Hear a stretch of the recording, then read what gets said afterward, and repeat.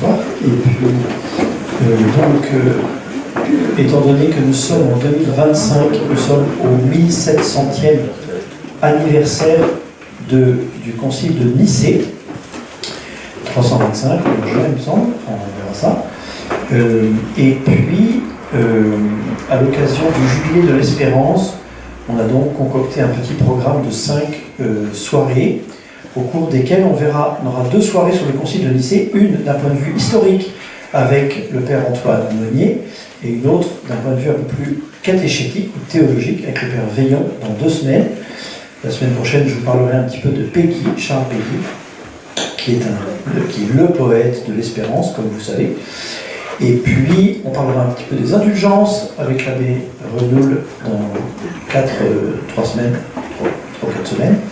Et puis la dernière sera une conférence sur le cœur de Jésus, puisque c'est la dernière encyclique du pape François. Voilà. Et donc,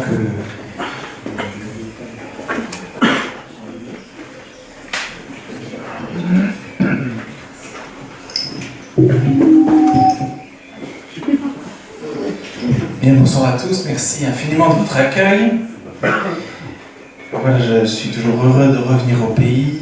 Pour ceux qui ne me connaissent pas, je suis né à Saumur, grandi sur l'île d'Offa et puis ensuite auprès du château. Donc merci de m'accueillir de nouveau. Alors je dois vous parler du concile de Nicée, d'un point de vue historique. J'espère, évidemment, on ne peut pas parler d'un concile uniquement d'un point de vue historique sans en aborder certains thèmes spirituels ou théologiques. Donc si je vais trop loin, l'abbé, vous me coupez la parole. Voilà, premier concile œcuménique de l'Église, un événement remarquable, surprenant, qui va marquer l'histoire de l'Église et toute l'histoire d'ailleurs de l'humanité, mais un concile qui ne vient pas de nulle part. Alors, en toute simplicité, pour vous parler du concile, d'abord voir le contexte et l'arrivée de ce concile, ensuite voir un peu le déroulement du concile, même si je vais tout de suite vous dire, on n'a pas beaucoup d'éléments. Il n'y a pas d'acte du concile, il y a la profession de foi qu'ils ont édictée, l'anathème qu'ils ont donné, mais on ne sait pas comment se sont passés les débats, sinon par les écrits d'Athanase et un récit de Zèle de Césarée dans l'histoire ecclésiastique. Et puis, peut-être brièvement, parler de l'après-Nicée. Vous allez voir peut-être qu'au fur et à mesure, c'est un conseil, essayez de faire quelques parallèles avec ce que nous vivons aujourd'hui, avec le dernier concile qu'on a eu, avec le rapport à la papauté. J'essaierai d'en faire aussi de temps en temps, mais si certains vous viennent à l'esprit, surtout, n'hésitez pas. Concile de Nicée 325. Peut-être un petit point sur le contexte politique, même si vous êtes déjà bien au courant. Concile sous l'empereur Constantin. Alors, l'Église, d'un point de vue politique, revient de loin. Elle a connu la plus grosse persécution de son histoire, sous Dioclétien, 285-303. Persécution qui a vu Saint Florian, avec laquelle est morte Saint Florian, peut-être qu'a connu Saint Florent selon un des récits mythiques, je vous le dis parce que c'est une des figures locales. Voilà. Et une persécution qui s'est étendue dans tout l'Empire. On voit les persécutions souvent de l'Empire de manière un peu totale. C'est souvent réduit dans le temps, c'est pas continu, et c'est plus ou moins fort selon les régions. Parfois d'ailleurs, il y a des persécutions dans certaines régions et pas dans d'autres. Voilà. Parfois c'est juste contre des responsables d'église, et puis de temps en temps ça s'étend sur toute l'Église, tous les chrétiens. Voilà. Et cette persécution de Dioclétien se répand dans tout l'Empire contre les évêques, les prêtres, mais aussi les chrétiens lambda. Persécution très dure qui sème aussi une division dans l'Église. C'est-à-dire, il y en a qui, pour sauver leur tête, s'arrangent un peu et offrent un sacrifice à l'empereur ou au dieu païen, mais ils disent, c'est mes mains qui ont offert, mon cœur n'a pas offert et mon esprit n'a pas offert. Mais aux yeux de ceux qui ont tenu bon et aux yeux des familles des martyrs, ce sont des relapses, ce sont des apostates, des gens qui ont renié la foi. Et donc va se répandre une division au sein de l'Église. Peut-on réintégrer ou non? C'est ceux qui ont abjuré leur foi pour sauver leur tête, ou ceux qui ont fait semblant d'être païens. Donc un contexte politique déjà tendu, avec une nouveauté assez particulière, l'arrivée de cet empereur Constantin. À la mort de Dioclétien, l'Empire est divisé en 4. Évidemment, il y a un seul gâteau mais 4 parts. Les 4 vont se taper dessus pour essayer d'avoir le plus gros morceau, d'un côté l'Orient, de l'autre côté l'Occident. Constantin est en Occident, Licinius est en Orient. Et en 312, Constantin va affronter Maxence, un des prétendants à l'Empire du côté de l'Occident. Et pendant la nuit, vous connaissez ce passage, il a un songe et il voit le chrisme, c'est-à-dire un X et un P, qui est un rôle de première lettre grecque du nom du Christ, en l'air, très lumineux. Et ce songe lui dit, je dois le flanquer sur les boucliers de mes soldats. Et donc le lendemain matin, en se levant juste avant la bataille, il marque ce signe sur tous les boucliers et ils partent à la guerre, à la bataille, avec le signe du Christ sur leurs boucliers. Et Constantin gagne la bataille. Le Christ lui a donné la victoire. Ça, c'est une réflexion très antique.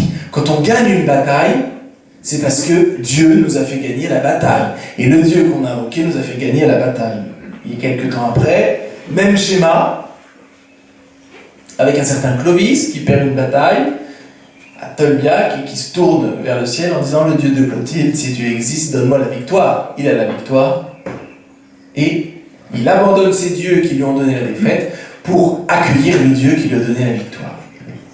C'est pas un fonctionnement chrétien, ça.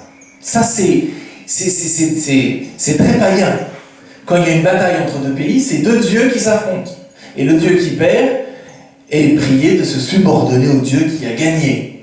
Ce qui donne après un panthéon, on a un Dieu tout-puissant et après plein de petits dieux. Et Constantin, donc, se convertit. En tout cas, il a gagné la bataille avec le Christ. Sa mère, vous la connaissez, Sainte Hélène, qui, elle, une chrétienne, voilà. Donc il a entendu parler du christianisme, il n'est pas étranger au christianisme. Donc il épouse le christianisme, mais il ne se fait pas baptiser. Constantin sera baptisé in articulo mortis, à l'article de sa mort, pour sans doute plein de raisons différentes, dont on pourra reparler si vous voulez. Et donc il ne se fait pas baptiser en 312, les persécutions s'arrêtent, bien sûr. Il n'épouse pas le christianisme, mais l'année suivante, en 313, il rencontre son interlocuteur de l'Orient, Licinius, ils discutent ensemble et décident de suspendre les persécutions contre l'Église et contre les chrétiens. Et ce sont des lettres qui sont envoyées en Orient, qui font état de cet accord qu'on va appeler l'édit de Milan. La paix s'installe donc en 313, paix politique pour les chrétiens s'installe donc en 313, au moins pour l'Occident. Licinius, qui reste païen et qui a du mal à regarder d'un bon œil cette nouvelle religion qui arrive, a de temps en temps quelques petites persécutions contre des prélats particulièrement. Mais en Occident, la paix s'est installée. Paix politique. pas paix religieuse. Il y a des conflits théologiques. La question, notamment avec les lapsis, ceux qui ont abandonné leur foi, comment les réintégrer dans l'Église. Et il y a même un courant qui va un peu plus loin et qui se dit, mais ces prêtres qui nous donnent des sacrements et qui ont réussi à échapper aux persécutions en reniant un peu leur foi, est-ce qu'on peut leur faire confiance? Est-ce que leurs sacrements sont encore valables? Ce qu'on avait appelé le donatisme. C'est un courant, surtout en Afrique du Nord, répond non. Et en Occident, il va y avoir différentes rencontres pour lutter contre cette hérésie du donatisme qui va associer la validité du sacrement à l'état du président, du pasteur. Ça, c'est un des premiers conflits théologiques, mais il y en a d'autres dans cet Occident et dans cet Orient autour de la question du Christ. Le Christ nous a sauvés, il nous apporte le salut, mais quid du Christ? Et il y a un courant, sans doute plutôt fort en Occident, qu'on va appeler le modalisme ou le sabellianisme, qui va considérer Dieu, la Trinité, comme une seule personne, mais qui va se présenter à nous sous des modes différents, sous certains aspects différents. Donc, c'est comme des visages qui pourraient changer. Vous voyez, pour prendre peut-être un exemple, ce serait comme, vous voyez, vous avez l'eau, vous avez l'état gazeux, vous avez l'état solide, et puis vous avez l'état liquide, mais c'est toujours la même eau qui est présente. Vous voyez. Dieu se présente sous forme de modes différents. D'où le nom modalisme. Ce qui pose quelques soucis, ça veut dire que celui qui souffre sur la croix, c'est tout autant le Père, le Fils et l'Esprit Saint. Les trois sont crucifiés en même temps, puisque c'est juste des modes d'apparition, des modes de manifestation aux hommes. Vous voyez bien un des soucis de cette hérésie. Et l'Occident lutte contre ce courant. Vous voyez que ce début du IVe siècle n'est pas un moment apaisé d'un point de vue religieux. Et comment est-ce qu'on lutte contre ces différentes hérésies, contre ces différentes... par des conciles ou des synodes locaux. On réunit quelques évêques d'une province et on va définir, ici, redéfinir la foi, réexprimer la foi catholique, et là, on va pouvoir s'exprimer sur la discipline ou des clercs ou des chrétiens. Donc il y a cette tradition, depuis Jérusalem, en 49, de réunir des conciles locaux avec différents évêques, différents prélats pour conclure sur une question religieuse. Et cette nouveauté en 325, pour une question nouvelle, celle de l'arianisme. Alors, l'arianisme va naître en Orient, à Alexandrie, avec un prêtre qui s'appelle Arius, un prêtre plutôt en cours, c'est un bon orateur, c'est un bon prédicateur, il est bien en vue dans sa paroisse à Alexandrie. Alexandrie est un des fiefs du christianisme au début du IVe siècle. C'est une ville de grands intellectuels avec sa bibliothèque, une grande tradition philosophique, de grands penseurs chrétiens qui s'y ont succédé. Et donc c'est un des cœurs de cette église du IVe siècle, Alexandrie. Et c'est Arius, intellectuel, bercé dans la philosophie grecque, qui, pour lutter contre le modalisme ou le sabellianisme, va subordonner le Fils au Père, en considérant que le Fils est une créature, que le Fils n'est pas Dieu. Ça veut dire, il y a quelques formules en disant, il y a un temps où le Père n'était pas Père, où il y a un temps où le Fils n'était pas. À partir du moment où le Fils est créature, il n'est pas Dieu. ou alors ça gêne pas dans un monde irrité du paganisme, ou alors c'est un sous-dieu, un demi-dieu, un second dieu, quoi. Mais il n'est pas Dieu. Et vous voyez bien l'opposition avec le modalisme, un aspect complètement à l'inverse, mais dans lequel on va tomber dans l'hérésie. L'abbé Veillon expliquera la prochaine fois pourquoi c'est si dangereux et comment on va s'en sortir. Et c'est Arius qui est bien en cours, il fait des réunions, comme il se passe ce soir, de catéchisme, le soir dans sa paroisse, où beaucoup de monde viennent. Un homme très éloquent, dit Eusèbe de Césarée, qui aime plaire aux femmes par son intelligence, qui aime plaire aux intelligences des femmes. Il est convoqué par son évêque, le patriarche d'Alexandrie, qui s'appelle Alexandre, facile à retenir. Il est sommé de s'expliquer. Et au moment où Alexandre commence à prendre la parole pour expliquer la foi catholique, devant tous les prêtres d'Alexandrie, Arius se lève et accuse le patriarche de sabellianisme et de modalisme, c'est-à-dire l'accuse d'être hérétique. Ça crispe un peu la situation à Alexandrie. Il y a des invectives, il y a les partisans d'Arius, les partisans du patriarche. De temps en temps, même dans la rue, les gens s'invectivent. Hein. On croise une femme enceinte, on sait qu'elle est arienne ou catholique, on lui dit est-ce que tu étais mère avant d'être mère? Ça, c'est les ariens qui accusaient, pour dire le père est père de toute éternité, donc une femme enceinte, t'es mère avant d'être mère. Bonne ambiance à Alexandrie. D'où un trouble de l'ordre public. Arius est interdit de ministère par Alexandre, excommunié également, mais il continue sa mission. Alexandre l'envoie en exil à Jérusalem et Arius se plaint à un de ses amis. Dont le nom, sans doute pas vous dire grand-chose, mais il s'appelle Eusèbe, il est évêque de Nicomédie, Eusèbe de Nicomédie. Et cet Eusèbe de Nicomédie, c'est pas tout à fait n'importe qui, puisqu'il est l'évêque du lieu de la résidence de l'empereur Constantin.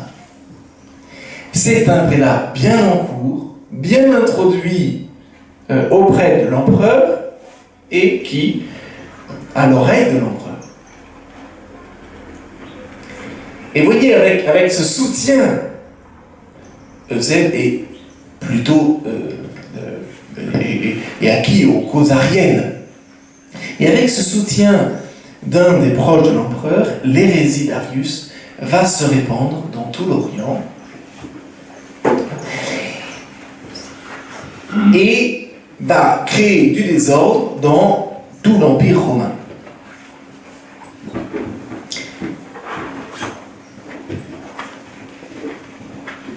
Nous sommes dans les années 320. Constantin va réagir. Constantin va réagir pour, évidemment, troubler l'ordre public. Bien sûr, il veut la paix dans son empire. Mais pour une autre raison aussi. Il va avoir ce réflexe. Pourquoi? Parce que dans un empire païen, l'empereur est divinisé. C'est le divus empereur, le divin empereur. Et qui est souverain pontife? Pontifex Maximus, c'est l'empereur lui-même. On lui rend un culte, on lui offre un culte. Il est lui-même, pour les païens, prêtre, c'est lui qui peut officier des cérémonies, une liturgie. Et donc dans cet esprit de Constantin, héritier du paganisme, bien sûr qu'un empereur a son mot à dire dans la religion, quelle qu'elle soit. Et quand il va s'exprimer, on y reviendra peut-être tout à l'heure, auprès des évêques, on a son discours, alors c'est Eusèbe de Césarée qui était un de ses fidèles, est-ce qu'il a dit ça vraiment, on ne sait pas, mais c'est un peu l'esprit, il s'adresse aux évêques en disant « Mes frères »,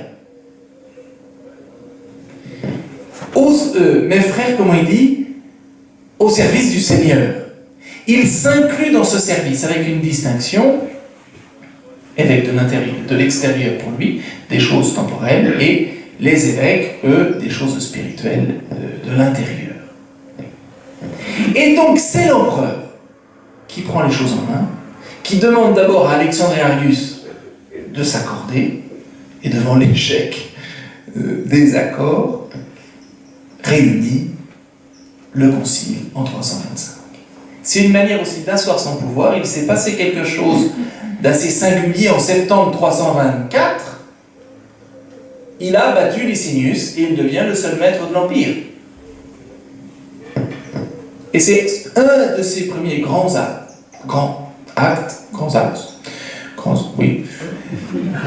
en tant qu'empereur, réunir ce concile qu'il veut pour tout le monde chrétien.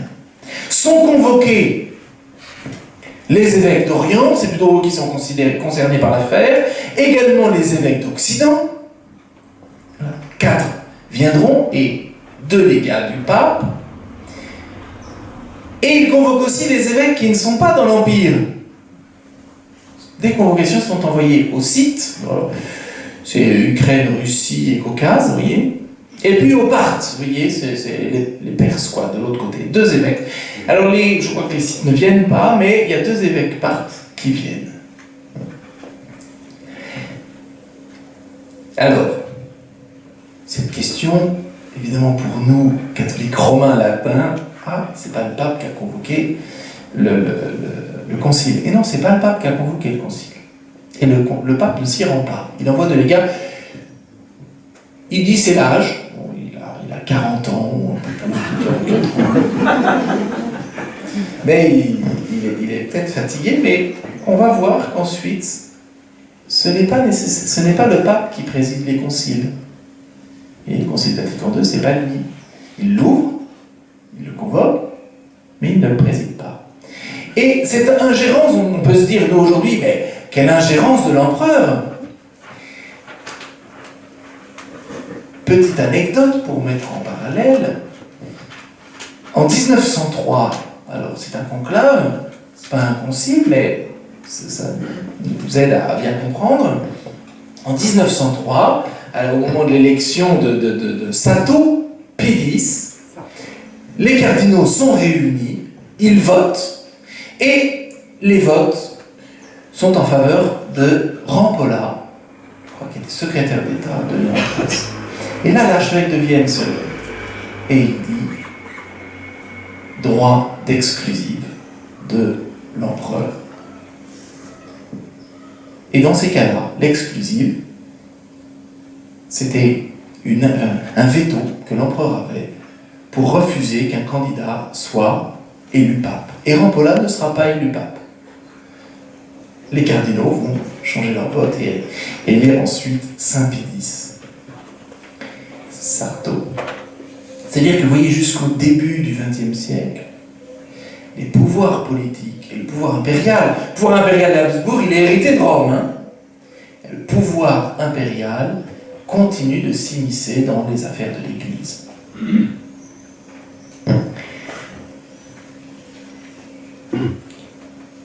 Convocation du concile. Et pour aider les évêques, le voyage est tout frais payé. C'est l'empereur qui prend de sa cassette personnelle et qui paye sur place et qui organise toutes les sessions. Ils arrivent en mai, il reste 1 mois à discuter et l'arrivée de l'empereur a lieu en juin. C'est comment ça va être le 19 juin, je crois, donc ça va être 5 jours avant, il doit arriver le 14 juin. Il arrive, alors, dans la grande salle, là, les évêques se lèvent. On a le récit de Zèle de Césarée. Tous les évêques se lèvent. Il arrive avec les fonctionnaires. Ne rentrent que les fonctionnaires chrétiens, pas les païens. Il avance vers le trône qui est prévu. Alors, c'est très laudatif de la part de Zèle. Il dit il était grand, il était beau, il était humble parce qu'il avait le regard tourné vers le sol, très beau. Il avance vers son siège d'or et ajoute Zèle, il ne s'assoit qu'à la permission des évêques. C'est intéressant. Il préside, mais il ne prend son siège que parce que les évêques lui en donnent l'autorisation et tout le monde s'assoit. Et il fait son fameux discours en disant « Nous, serviteurs de Dieu », en rappelant pourquoi il réunit ce concile. Alors il dit « J'ai fait la guerre dans l'Empire, j'ai unifié l'Empire et je pensais que j'étais à l'abri de toute guerre possible. Et je crois que j'assiste à la pire des guerres, celle de la religion. » Intéressant. Et que c'est de son devoir, justement, de venir apaiser les choses en réunissant ce concile. Et il confie la présidence à différents évêques, à 4 évêques différents. Il ne préside pas le concile. Celui qui va majoritairement présider le concile, c'est Ossius de Cordoue, donc qui est un des fidèles de l'empereur. Le concile, donc les débats. Qu'est-ce qui s'est passé? Arius a eu le droit de parler. Il a eu le droit de se défendre. Je crois qu'il avait 17 partisans. Combien sont-ils? On a parlé fourchette basse 250, fourchette très haute 2000. Alors 2000, ce n'était pas les évêques, c'était les religieux, voilà, les clercs. Donc sans doute les évêques avec des conseillers. On a retenu ce chiffre très symbolique de 318. C'est Eusèbe qui nous le dit également. 318 évêques, c'est quand même pas mal hein, de tout l'Empire à l'époque, il y a 318 personnes. C'est assez... c'est une belle performance. 4 d'Occident, pardon, et le reste d'Orient. Et alors en Orient, comment on peut se représenter la chose? Il y a des grands intellectuels. Un qui va se faire remarquer, qui est pourtant encore que diacre, Athanase d'Alexandrie. De très grands intellectuels. Il y a de grands ascètes, des moines qui ont une vie irréprochable, vraiment d'une grande sainteté. Il y a des évêques thaumaturges, ça impose quand même, hein. Un évêque capable de ressusciter les morts. Et puis vous avez les évêques qui sont sortis de persécution. Alors vous en avez un il n'a plus de main, parce que Licinius lui a coupé, l'autre il a l'œil crevé, et puis il y en a un qui a plus de pied. Ça donne, vous voyez, une assemblée assez particulière. Il est marqué par le martyre, par l'ascèse monastique, et aussi par cette réflexion intellectuelle de tout l'Orient. Voilà, de cette réflexion philosophique aussi, dont ils sont les héritiers.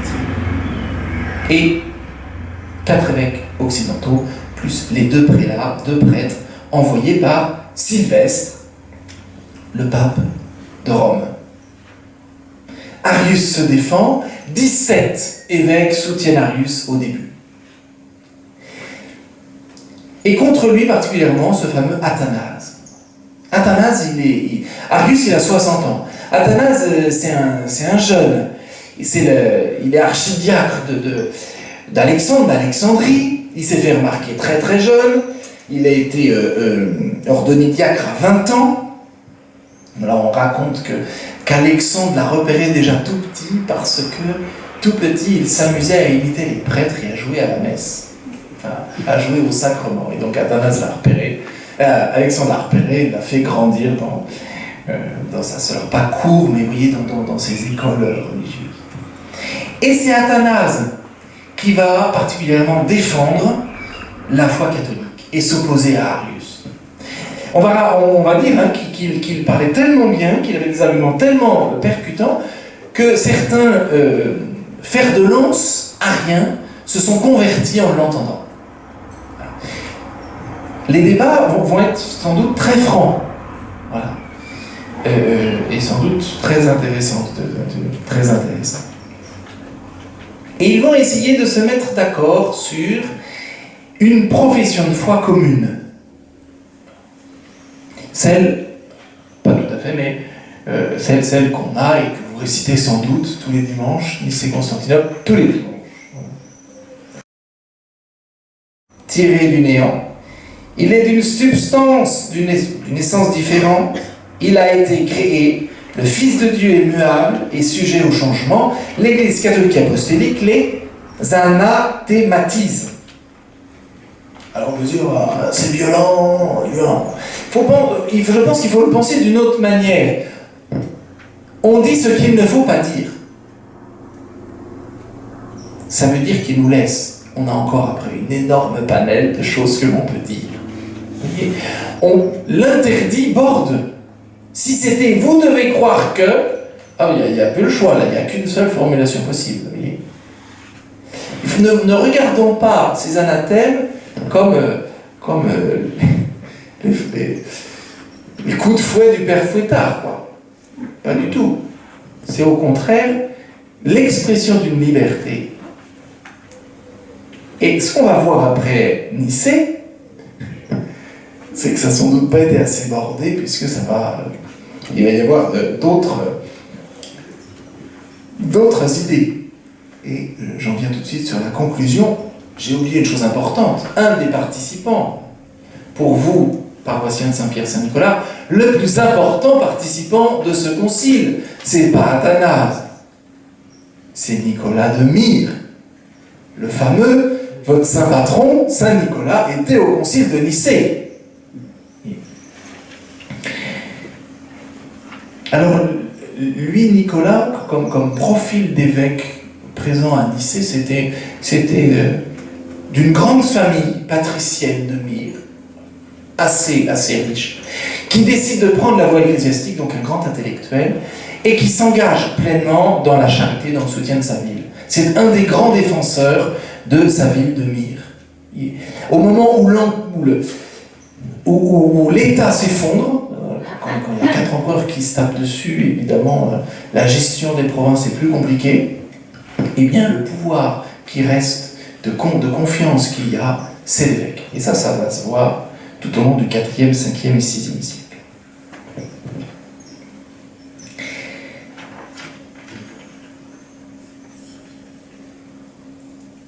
Le concile va s'achever, 318 évêques, restez sur ce chiffre, 4 résistent à cette expression du concile. 4 sur 318, c'est quand même pas beaucoup. Et au final, au moment de signer, il n'y a que 2 refus. Arius est condamné à l'exil, et les 2 évêques qui refusent également. Comment va être reçu Nicée?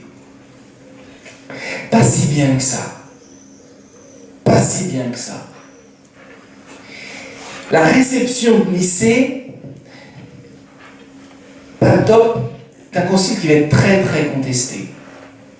Et c'est pas parce que le concile a édicté une voie, une manière de penser que, immédiatement, toute l'Église va suivre.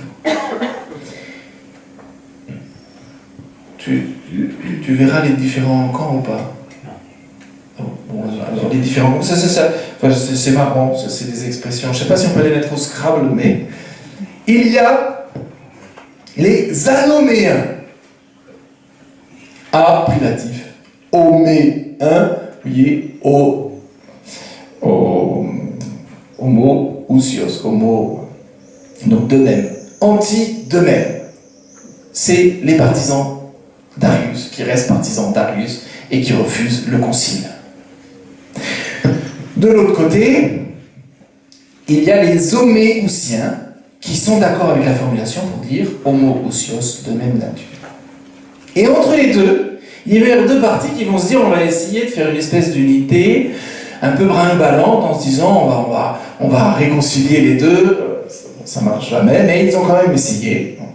Et donc 2 qui vont dire on ne va pas dire d'eux-mêmes, on va dire qu'ils sont semblables. Du coup on s'engage moins, ça ressemble, et il y en a qui disent on ne va pas dire trop comment ils se ressemblent, mais ne regardons pas de trop près, et c'est d'autres qui vont dire ils vont avoir une nature semblable. Vous voyez, semblable et de même, c'est pas pareil. Hein. Et donc c'est ces 2 autres camps, homoiousiens, parce que semblable ça se dit homoi. Homoiousiens, donc il est semblable de nature, et les zoméens, juste semblables au Père. On ne dit pas pourquoi il est semblable, le Fils est semblable, on ne dit pas pourquoi il est semblable. Et ça va être un vrai conflit. Un vrai conflit jusqu'au concile suivant de Constantinople, convoqué par Théodose. Un vrai conflit quand, 8 ans après, Constantin se fait baptiser. Dans quelle foi se fait-il baptiser? Eh bien, la foi arienne. Il est baptisé par Eusèbe de Nicomédie. Et les successeurs vont plutôt être de tendance arienne. Et donc vont persécuter les Nicéens, les Homoniousiens, vous vous souvenez, et notamment Athanase, qui va être envoyé en exil à Trèves d'Alexandrie. Ça, vous voyez, pendant 60 ans, où les empereurs vont se dédire et changer d'opinion sur ce premier concile.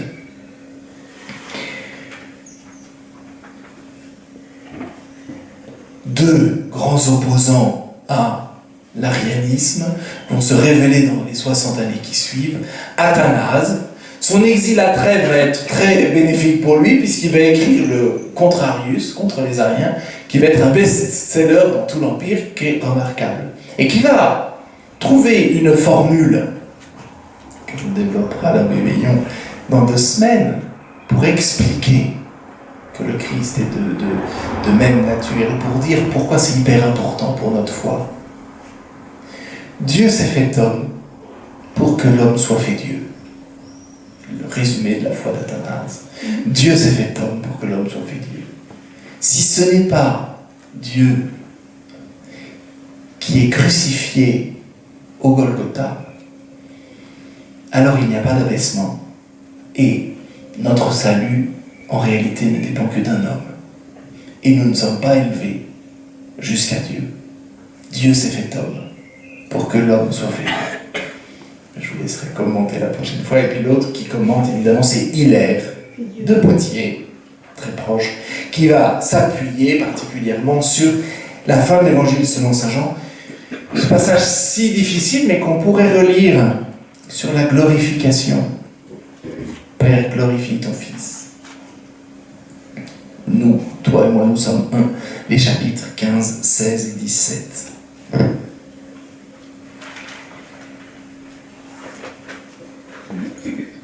Voilà ces 60 ans de controverses théologiques qui vont continuer jusqu'à Constantinople,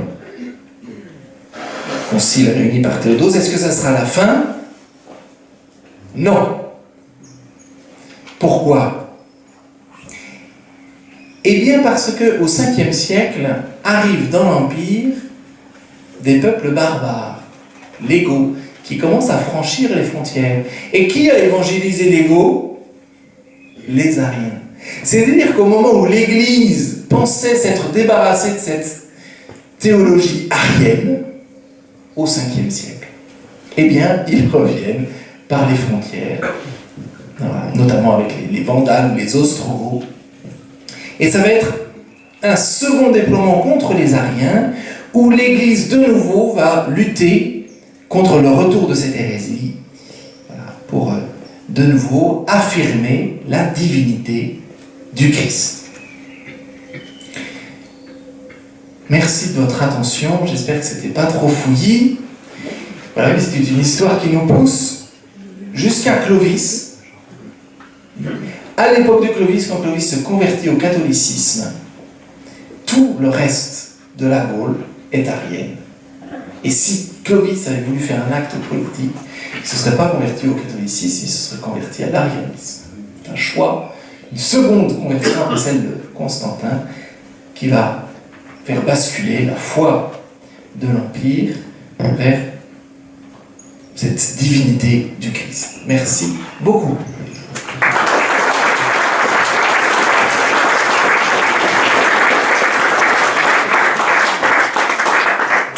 Il nous reste exactement 12 minutes. On terminera à 21h00. Avant l'heure. C'est pas l'heure, après l'heure, c'est plus l'heure. Avez-vous des questions?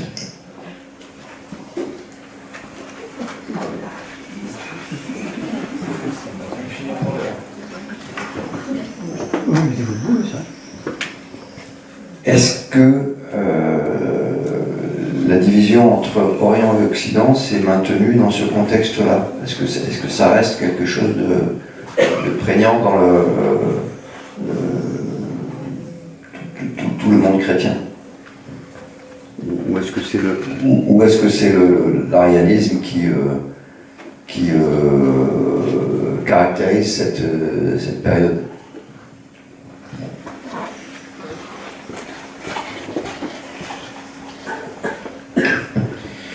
L'Orient il est hellène, cet Orient. Il est grec. Donc, il est porté par des écoles de philosophie extrêmement puissantes. D'un côté, vous avez Alexandrie, de l'autre côté, vous avez Antioche. Voilà. Puis après, vous avez l'école d'Athènes qui va grandir. Donc, vous avez déjà une opposition culturelle entre les deux. Enfin, autant faut le dire, hein, la Gaule, au IVe siècle, c'est plutôt des ploucs. Hein. On a quand même des grands esprits, hein. Saint-Hilaire, c'est remarquable. Ouais. Alors, si vous le dites là, mais... voilà, mais je veux dire, la population des Gaules, elle est encore assez païenne. Hein. Voilà. La partie qui se rapproche plus de l'Orient pour nous en Gaule, c'est le sud, vous voyez, la Provence, qui est très hellénisée. Donc, elle est plutôt là, et il y a moins cette tradition philosophique. Même s'il y a des échanges, hein, Augustin est un grand intellectuel qui est pétri de culture grecque et de philosophie grecque. Hein.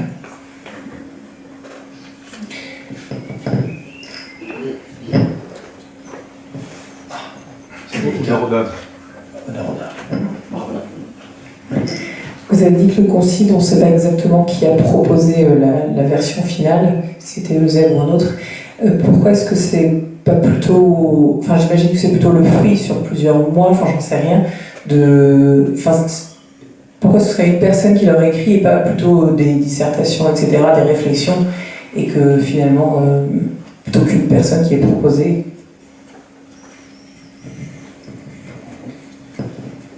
Ils arrivent avec leurs propositions, ils ont réfléchi déjà de leur côté, ils savent ce qu'ils veulent proposer. Et en fait, les conciles se sont passés comme ça, il y a des propositions. Le concile Vatican II s'est passé comme ça, il y a eu les schémas préconciliaires, des fameux schémas préconciliaires, rédigés par un petit groupe. Et donc, on arrive, le concile Vatican II a commencé avec ces schémas, et on a lu les schémas, et puis là, ça s'est pas passé comme prévu.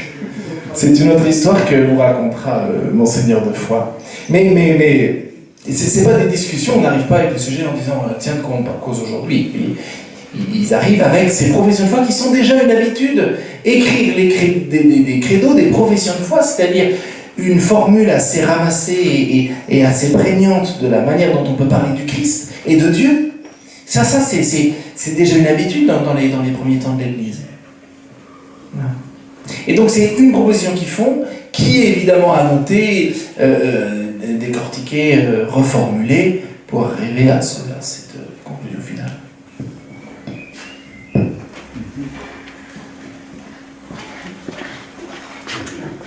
Alors tout d'abord, merci Père pour ce brillant exposé. On s'y croirait. Voilà. Une question de Gaulois. Pour bien comprendre, ils étaient, je ne sais plus, 317 au concile, là, 318. Donc, à la fin, sur 4, il y en a 2 qui craquent et qui signent, et puis il y en a 2 plus 1 avec rien qui ne signent pas. Et pourtant, l'arianisme triomphe, si j'ai bien compris. Ce que je voulais comprendre, c'est comment cette bascule a pu s'opérer, parce que la démocratie a complètement échoué, là, en l'occurrence.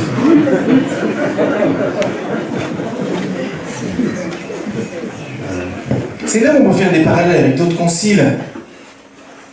Mais la réception du concile de Trente, ça n'a pas été si simple que ça. La France a refusé de reconnaître, le Parlement français, sous Louis XIII et Louis XIV, un siècle après, ont refusé de signer, de reconnaître les édits du concile, les constitutions. Voilà. On voit bien, hein, après le Concile Vatican II, les interprétations du Concile ont été dans tous les sens, et sans doute que la décennie qui a suivi le Concile n'a pas tout à fait été dans le sens de ce que désirait le Concile. La décennie ou les décennies même. Hein. Chacun verra comment ajuster la chose. Tout ça, c'est d'un point de vue spirituel, vous voyez, il faut laisser à l'esprit le temps d'imprégner nos esprits et d'imprégner le peuple de Dieu. C'est pas parce que les évêques ont signé que tout le peuple derrière a suivi d'un seul homme. Et c'est là où on voit que l'arianisme était en réalité extrêmement présent dans tout l'Empire. Et donc, il va y avoir des évêques. Dans certains diocèses, il y aura un évêque arien, un évêque homooussien et puis un évêque homéen. Mais on voit dans quel sens a soufflé l'esprit.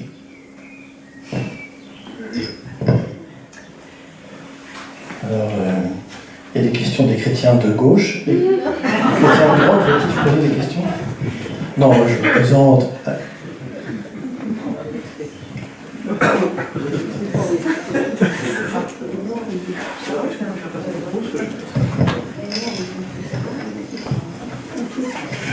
Alors, je ne me présente pas.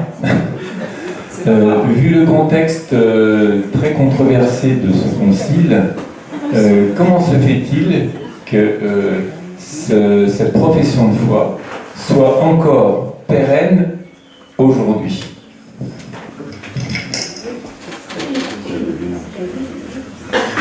Très bonne question.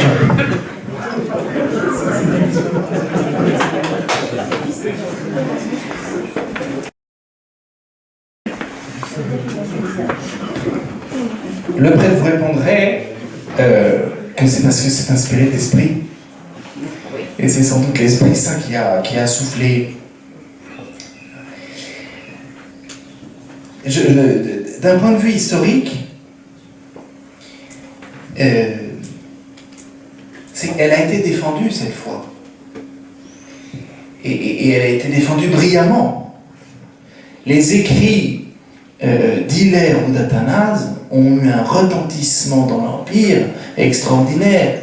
Et il y a eu un contre-effet de l'exil de ces pasteurs, c'est qu'à partir du moment où le patriarche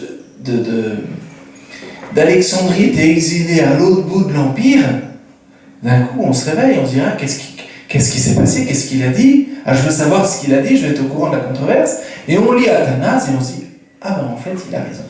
Et de même, Hilaire a été exilé à Constantinople ou même en Ukraine, je crois, enfin en Orient, et ça a donné à son écrit une publicité extraordinaire. Ça sera peut-être d'un point de vue plus politique. Et puis il y a le fonctionnement de l'Église. C'est-à-dire si on croit en l'Esprit Saint et si on considère que l'Esprit Saint souffle dans l'Église, alors notre manière de regarder le passé, c'est pas de se dire faut tout changer, mais c'est de se dire dans notre passé, l'Esprit Saint a soufflé. Et donc c'est on construit l'Église à partir de ce que l'Esprit a déjà fait. L'idée d'une table rase où on déconstruit tout, en fait, ce serait dire l'Esprit Saint était au repos, en vacances, il n'a pas agi. Et donc c'est un peu ce principe, ce qu'on appelle la tradition, voilà, c'est-à-dire transmission de cette foi. Le texte n'est pas, on ne récite pas le credo de Nicée.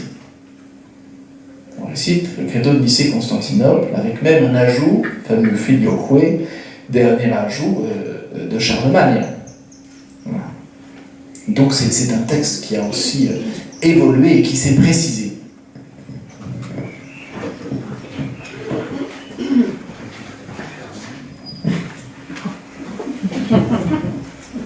Je regarde ma montre, mais ça va.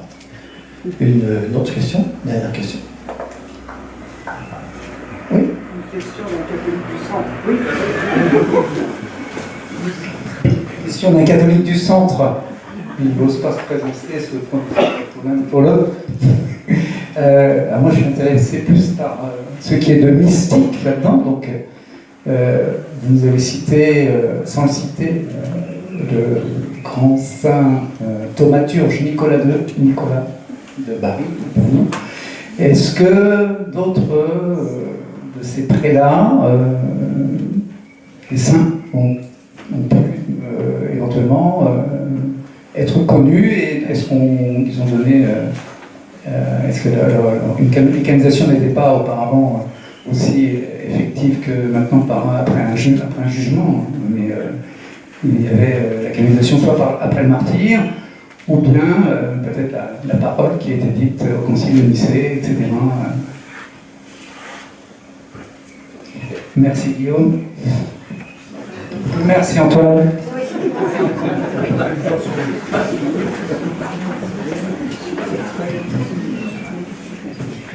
Alors, Nicolas de Myre n'est pas connu de son vivant pour avoir été thaumaturge. Après, oui. Les thaumaturges, c'était des évêques en exercice. Hein. Je suis désolé. Je n'ai peut-être pas assez révisé, je n'ai pas les noms en tête. Voilà. Mais de nombreux évêques étaient des saints reconnus de leur vivant, et c'est dire pour ça qu'ils avaient accédé à l'épiscopat. Alors Athanase, saint Athanase bien sûr, les deux Eusèbe n'ont pas été canonisés. Voilà. Eusèbe de Césarée a été connu à cause de son histoire ecclésiastique. Donc il a écrit l'histoire de l'Église, qui est une mine d'informations extraordinaire. Et Eusèbe de Nicomédie parce que conseiller du pape. Mais oui, ils étaient plusieurs, et bien sûr que c'était à chaque fois de grands mystiques, hein, pétris de cette tradition ascétique du monachisme oriental. Hein. C'était le pourvoyeur de nombreux évêques, ce monachisme. Time is over. Alors, donc,